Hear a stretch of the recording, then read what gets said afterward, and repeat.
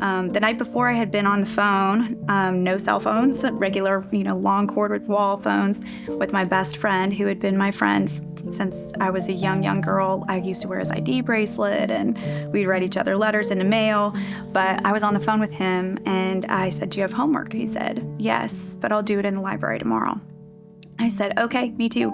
So I was taking my books to my car, thinking I'm going to run into this boy that I ended up dating, and didn't see him, so ran into a couple girls at the front door, and they said, "Hey, come to lunch with us." And I said, "No, I can't.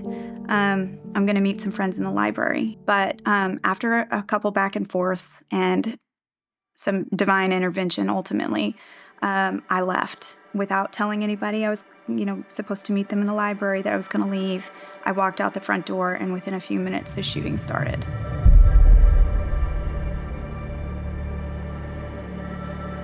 And it was a spring day in April, and people were falling down in fear. You could just see the terror and the fear on their face. So at the time, I hadn't really connected that I wasn't supposed to be there that day. I was just thinking that I was lucky that I left. But as I moved forward in retrospect, I can definitely look back on that day and know that the Lord did not intend that for my story. It was not to be a part of what He had for me. So then I moved into college, and I carried a lot of pain with me to college. As you can imagine, at the time, the Columbine High School shooting was really the first of so many that we've heard of, but there were not a lot of established counseling avenues for the students. So at that point, I went into college carrying a whole bunch of pain from my past and thinking that I wanted to escape it.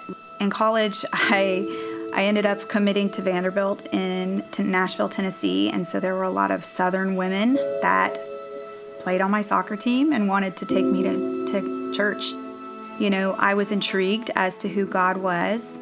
I always knew or thought that there was something bigger, but I didn't know what that looked like.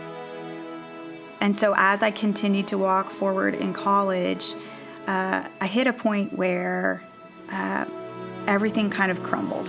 I realized there's got to be something bigger than my ability to control all of this.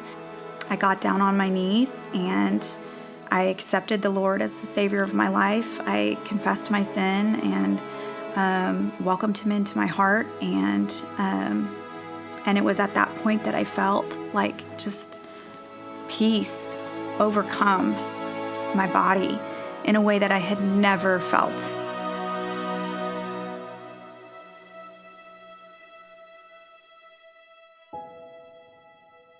When I started seminary school, I ended up meeting a man on a Christian dating website.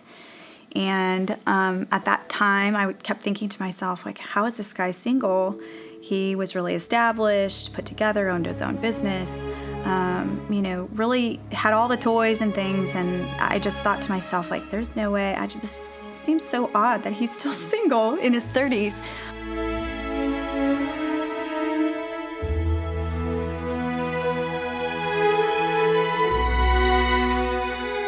I had just invested all of my heart into a man that I thought would be my forever. Mind you, with my story of this idol of marriage, this really truly felt like everything was unraveling. This person, this man that I thought would rescue me has betrayed me. And in that, ironically, the date that I found those text messages on the last day of our honeymoon was the 15-year anniversary of the Columbine tragedy.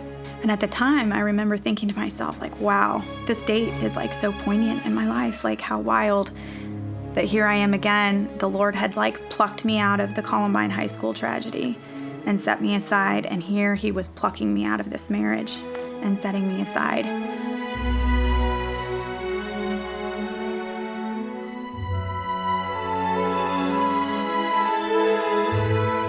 Send your troubles to the Lord. Speak to Him about what you have, and ask Him questions. See what He has to say to you. Is this man my man? Is he supposed to be mine? And I really truly felt the Lord speak to my spirit saying, he is my son. And I was like, this isn't helpful. Like, I wanted a yes or a no. At this point, I had this picture in my mind of us, my boyfriend at the time, Nick, who is now my husband, and I walking behind Jesus. And I was holding the hand of a little boy. We were holding hands. I was holding the hand of a boy who was about 5, and Nick was holding the hand of a girl who was about 3. And so I felt like this was a true confirmation from the Lord that this was my husband, that we would have kids together, and that he was to be my forever. We all have them. We all walk out journeys. We all collect these things over time. My exhortation is take those to Jesus. Leave them at his feet. Let him minister deeply to your soul and spirit. Let him tell you who he created you to be. Let him work through those things with your heart. And let him wash you clean of them, because he made you for more. He made you for so much more.